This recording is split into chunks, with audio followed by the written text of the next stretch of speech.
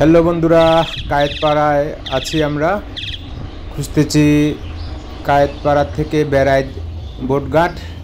রাস্তা দিয়ে যেতে যেতে সামনে আর রাস্তা না পেয়ে লিটন গাজীর সে একটা হাসি বুঝাই গেল আমরা ভুল পথে, এটাও বোটঘাট নয়। হ্যাঁ, ইয়েস, অবশেষে আমরা লোকাল যারা আছে তাদের হেল্প নিয়ে আমরা একটা বোটঘাট পেয়েছি। সে বোটঘাটটা হচ্ছে, এই ঘাটটার নাম কি ভাই? এই ঘাটটার নাম কি? চানখালি আর ফকিরখালি। চানখালি ফকিরখালি। যাক, অবশেষে পাওয়া গেল বেড়াইদ বোটঘাট যাওয়ার সেই নৌকা। এই জায়গাটা স্পেসিফিক হচ্ছে চানখালি বা ফকিরখালি। আমরা তিনজন উঠে গেলাম একটা নৌকাতে। সর্বোচ্চ মনে হয় 5 মিনিট লাগবে, জনপ্রতি ভাড়া মাত্র 5 টাকা। এদিকে বেলা শেষ হয়ে সন্ধ্যা প্রায় নামতেছে। আমরা যত দ্রুত সম্ভব 100 ফিটে উঠাই আমাদের উদ্দেশ্য, কারণ হচ্ছে আমাদের লাইট নেই। তো যাই হোক, আমরা উঠার 2-3 মিনিটের মধ্যেই বোটটা স্টার্ট দিয়ে দিল। জাস্ট কয় মিনিট লাগলো, হয়তো সর্বোচ্চ 4 থেকে 5 মিনিট। এটা হচ্ছে খুবই একটা গ্রাম, ঢাকার ভিতরে, যদিও এটা বেড়াইদ। এদিকে বাড্ডা, ওদিকে হচ্ছে রূপগঞ্জের সেই কায়েতপাড়া। আমরা একটা ইঞ্জিন চালিত নৌকায় উঠে গেলাম, আমাদের সাথে আরও কিছু ওখানকার লোকাল ছিল। তো খুব সুন্দর শেষ বিকালে নৌকা ভ্রমণও হয়ে গেল। এখানে একটাই মাত্র নৌকা, এই ঘাট থেকে ওই ঘাট যাওয়ার। লোকজনও খুব একটা দেখলাম না। তো আমরা সবাই খুব এনজয় করতেছি। একদিকে এই রুটটা সম্পূর্ণই নতুন আমাদের কাছে, এর আগে কখনো আসা হয়নি। অনেক এক্সপ্লোর রাইড হয়ে গেছে। এই যে সামনে হচ্ছে বেড়াইদ, এটা বাড্ডার মধ্যেই।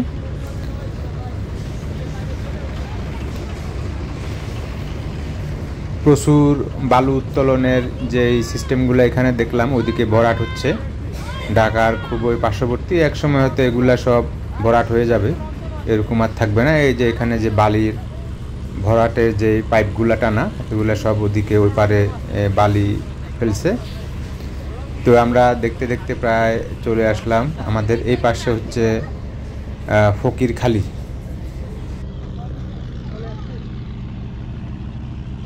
মামা এখন তো বেড়াইদ যাবো নাকি, শুনছেন?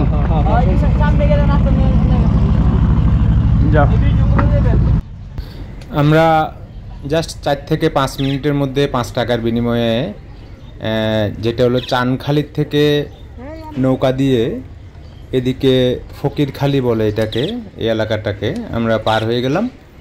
আর পার হয়ে দেখলাম এটা, এই যে দেখতেছেন রাস্তাঘাটের অবস্থা, দুই পাশে যে বাড়িঘরগুলো আছে, এখানে মূলত একটু গ্রাম গ্রাম ভাব।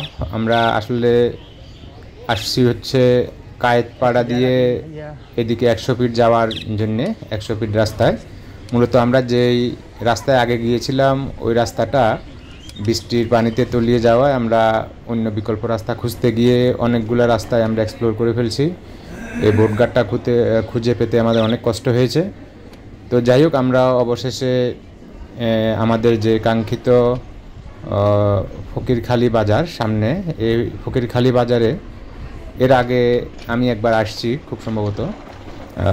নিকুঞ্জ খিলখ্যাত সাইক্লিস্টের একটা নাইট রাইড ছিল এখানে, আমরা মুড়ি মাখা খেতে আসছিলাম। তো দেখে আমার আর কি সেই ইয়েটা মনে পড়ে গেল।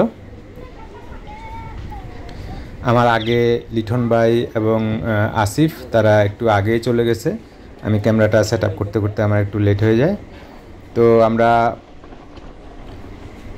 একটু দ্রুত যাওয়ার চেষ্টা করছি, কারণ এদিকে সূর্যের আলো ডুবে যাচ্ছে আর আমাদের কারোরই হেডলাইট নাই। আমাদের অন্ধকার আবার আগেই আমাদেরকে ঢাকায় ফিরতে হবে। এই যে এটা হচ্ছে সেই ফকিরখালি বাজার। ও, এই রাস্তাটা ওই যে নিকুঞ্জের সাথে আইসা জালমুড়ি খাইছিলাম।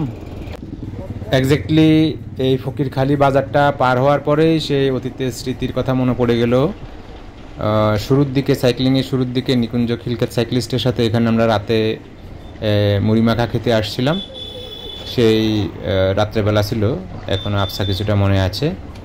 তো যাই হোক, আমরা বাজারটা পার হয়ে আমরা সামনে হচ্ছে খুব সম্ভবত ফকিরখালি ব্রিজ, যেটা এখানে বিকালে খুব জমজমাট আড্ডা হয়, এটা আমাদের মনে আছে। অনেক গ্রামগঞ্জ রাস্তাঘাট মারিয়ে অবশেষে আমরা সেই আমাদের কাঙ্ক্ষিত ফকিরখালি ব্রিজে আমরা চলে আসছি। সূর্য প্রায় ডুবে গেছে।